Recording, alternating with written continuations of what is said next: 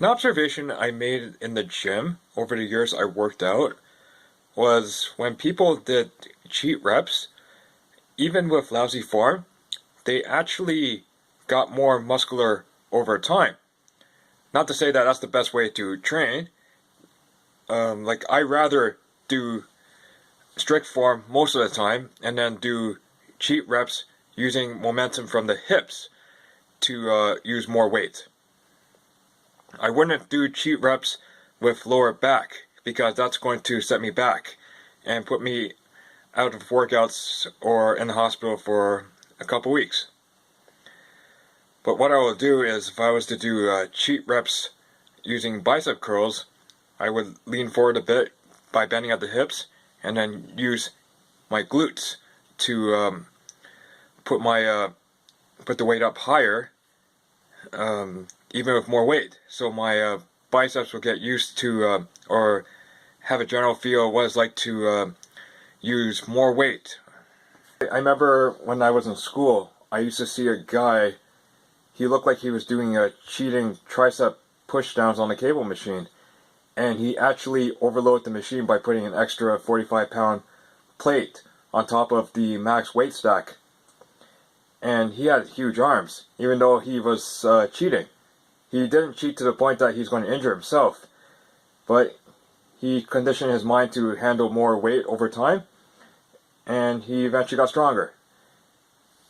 I wasn't sure if he knew he was cheating or not, or he did it on purpose, but I saw that he got strong arms and his whole body was strong overall.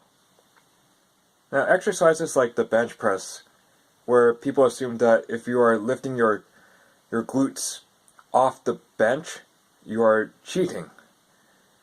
And there is a technique for bench pressing called the J-hook, which you put your feet closer and you lift your glutes up, which it looks like you're creating a big arch in your lower back to bench. I've never done that myself before. I don't think I'll ever plan on trying that myself. So I won't make any recommendations about that, but it is a technique that I've seen people in the gym do. I've seen people on YouTube do it.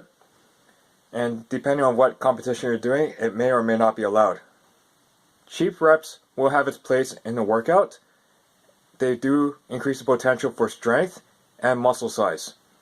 I noticed over the years, if I just kept focusing on strict form, I will hit a plateau faster, that I won't get much stronger or get more muscular.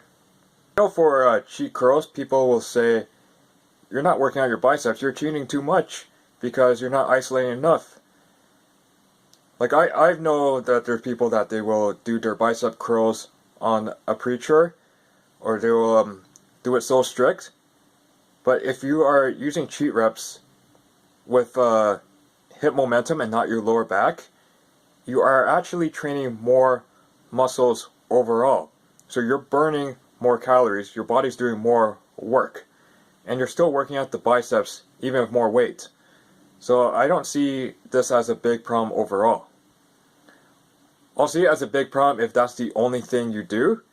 Like if you're just doing cheat curls for your biceps and not doing some exercise with strict form.